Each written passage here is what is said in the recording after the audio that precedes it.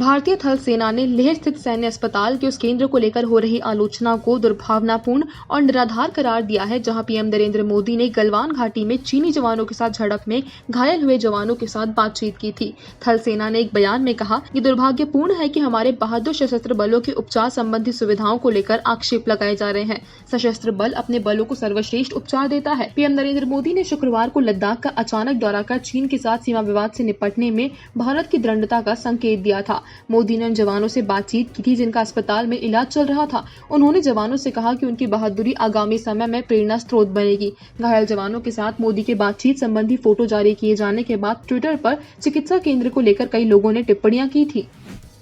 कानपुर में 8 पुलिस कर्मियों के शहीद होने के अगले ही दिन योगी सरकार एक्शन में आ गई है। 8 पुलिस वालों को जान से मारने के मुख्य आरोपी और 50,000 इनामी विकास दुबे के कानपुर स्थित आलीशान घर को मिनटों में जमीन दोस्त कर दिया गया है। घर में खड़ी लग्जरी कारों को भी तोड़ दिया गया है। बिकरू गांव के शातिर बदमाश विकास दुबे ने पुराने घर को बंकर बना रखा था। नया घर बन जाने के कारण पुराना घर करीब 1 फुट गड्ढे में चला गया था। सुरक्षित करने के लिए पुराने घर में भी 3 और दरवाजे लगे थे। यदि कोई एक दरवाजे पर खटखटाए तो दूसरे दरवाजे से सुरक्षित बाहर निकला जा सकता था। इसी घर में गोला बारूद जमा किया गया था, जहां छतों से हथियारबंद बदमाशों ने इतनी बड़ी वारदात को अंजाम दिया।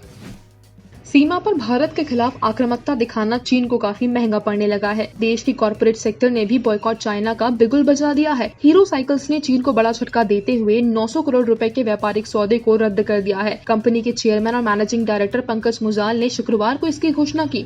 मुजाल ने मीडिया से बात करते हुए कहा, अगले 3 महीनों में हम चीन के साथ 900 करोड़ रुपए का व्यापार करने वाले थे, लेकिन हमने इसे रद्द कर दिया है। ये चीनी सामानों के बहिष्कार को लेकर प्रतिबद्धता है। कंपनी ऊंचे दर्जे के साइकिलों के पार्ट्स आयात करती थी और कई तैयार साइकिलें भी मंगवाई जाती थी, जिन्हें प्रोफेशनल बाइकर्स खरीदे थे। इन साइकिलों की कीमत बाजार में 15,000 से लेकर 7 लाख रुपए से अधिक थी। उत्तर प्रदेश सरकार ने सभी बोर्ड के माध्यमिक विद्यालयों में ऑनलाइन शिक्षण और नए सत्र के प्रवेश के लिए प्रधानाचार्यों, शिक्षकों और शिक्षेतर कर्मचारियों को 6 जून से बुलाए जाने की अनुमति दे दी है। विद्यालयों में स्टॉल लगाकर किताबों की उपलब्धता सुनिश्चित की जाएगी। इसके अलावा फीस न देने वाले सामर्थ्यवान अभिभावकों से प्राथमिकता के आधार पर फीस वसूली जाएगी। आर्थिक कठिनाइयों के कारण असमर्थ अभिभावकों के प्रार्थना पत्र देने पर उनसे किश्तों में फीस वसूली जाएगी। माध्यमिक शिक्षा विभाग की अपर मुख्य सचिव आराधना शुक्ला ने इस बारे में जारी आदेश में कहा कि अनलॉक 2 में सत्र नियमित करने और छात्रों के व्यापक हित में माध्यमिक विद्यालयों में शिक्षकों आदि को 6 जुलाई से बुलाए जाने की अनुमति दी गई है।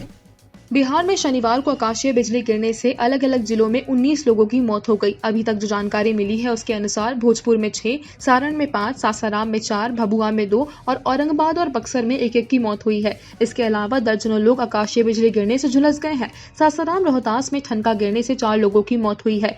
करगहर थाना क्षेत्र के अलग अलग गाँव में 3 लोगों की, जबकि चेचरी थाना के खुरमाबाद गाँव में 1 किसान की मौत हुई है। वहीं भभुआ में वज्रपात की चपेट में आने से 2 लोगों की मौत हुई है।